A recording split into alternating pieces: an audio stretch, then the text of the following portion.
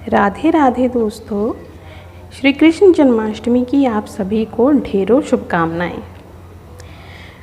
भाद्रपद कृष्ण पक्ष की अष्टमी को रात के 12 बजे मथुरा के राजा कंस की जेल में वासुदेव जी की पत्नी देवी देवकी के गर्भ से 16 कलाओं से युक्त भगवान श्री कृष्ण का जन्म हुआ था।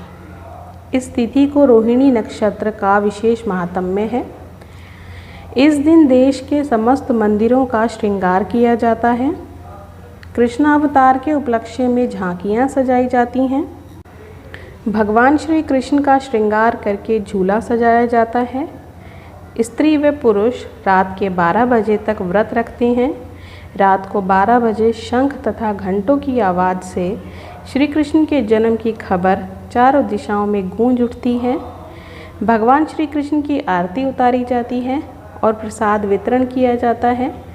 प्रसाद ग्रहण कर व्रत को खोला जाता है। आइए अब हम सुनते हैं श्री कृष्ण जन्माष्टमी के व्रत की कथा। द्वापर युग में पृथ्वी पर राक्षसों के अत्याचार बढ़ने लगे। पृथ्वी गाय का रूप धारण कर अपनी व्यथा सुनाने के लिए तथा अपने उद्धार के लिए ब्रह्मा जी के पास गई। ब्रह्मा जी सब देवताओं को साथ लेकर पृथ्वी को विष्णु के पास क्षीर सागर ले गए। उस समय भगवान विष्णु अनंत शैया पर शयन कर रहे थे। स्तुति करने पर भगवान की निद्रा भंग हो गई। भगवान ने ब्रह्मा एवं सब देवताओं को देखकर उनके आने का कारण पूछा तो पृथ्वी बोली, भगवान, मैं पाप के बोझ से दबी हूँ, मेरा उद्धार कीजिए। यह सुनकर विष्णु बोले, मैं ब्रजमंडल में वासुदेव की पत्नी देवकी के गर्भ से जन्म लूँगा। तुम सब देवतागण ब्रज भूमि में जाकर यादव वंश में अपना शरीर धारण करो। इतना कहकर भगवान अंतर्ध्यान हो गए। इसके पश्चात देवता ब्रजमंडल में आकर यदुकुल में नंद यशोदा तथा गोप गोपियों के रूप में पैदा हुए। द्वापर युग के अंत में मथुरा में उग्रसेन राजा राज्य करते थे। उग्रसेन के पुत्र का नाम कंस था। कंस ने उग्रसेन को बलपूर्वक सिंहासन से उतारकर जेल में डाल दिया और स्वयं राजा बन गया। कंस की बहन देवकी का विवाह यादव कुल के वासुदेव के साथ निश्चित हो गया।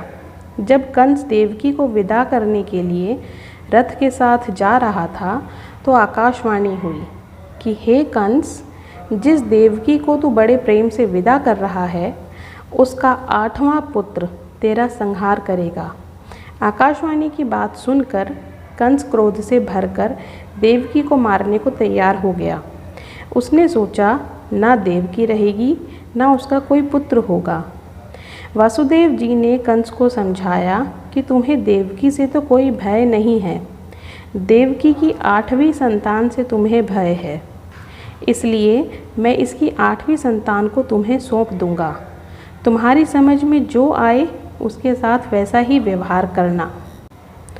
कंस ने वासुदेव जी की बात को स्वीकार कर लिया और वासुदेव और देवकी को कारागार में बंद कर दिया। तत्काल नारद जी वहां आ पहुँचे और कंस से बोले कि यह कैसे पता चलेगा कि 8वां गर्भ कौन सा होगा। गिनती प्रथम से या अंतिम गर्भ से शुरू होगी।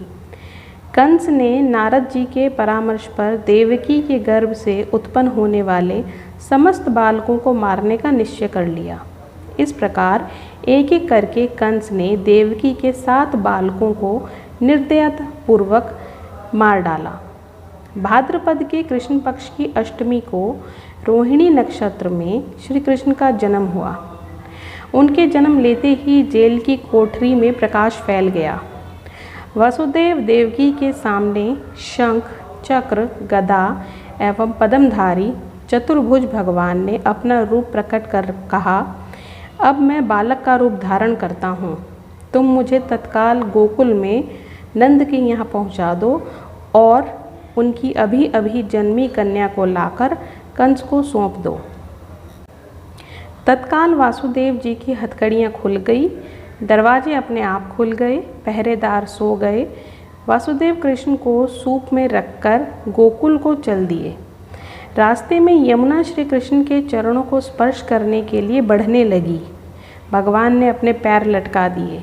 चरण छूने के बाद यमुना घट गई। वसुदेव यमुना पार कर गोकुल में नंद के यहाँ गए। बालक कृष्ण को यशोदा जी की बगल में सुलाकर कन्या को लेकर वापस कंस के कारागार में आ गए। जेल के दरवाजे पूर्ववत बंद हो गए। वासुदेव जी के हाथों में हथकड़ियाँ पड़ गईं। पहरेदार जाग गए। कन्या के रोने पर कंस को खबर दी गई। कंस ने कारागार में आकर कन्या को लेकर पत्थर से पटक कर मारना चाहा, परंतु वह कंस के हाथ से छूटकर आकाश में उड़ गई और देवी का रूप धारण कर बोली, हे कंस, मुझे मारने से क्या लाभ है तेरा? तेरा शत्रु तो गोकुल में पहुंच चुका है। यह दृश्य देखकर कंस हतप्रभ और व्याकुल हो गया। कंस ने श्री कृष्ण को मारने के लिए अनेक दैत्य भेजे। श्री कृष्ण ने अपनी अलौकिक माया से सारे दैत्यों को मार डाला। बड़े होने पर कंस को मारकर उग्रसेन को राजगद्दी पर बिठाया। श्री कृष्ण की पुण्य जन्म तिथि को तभी से सारे देश में बड़े हर्षोल्लास से मनाया जाता है। राधे राधे।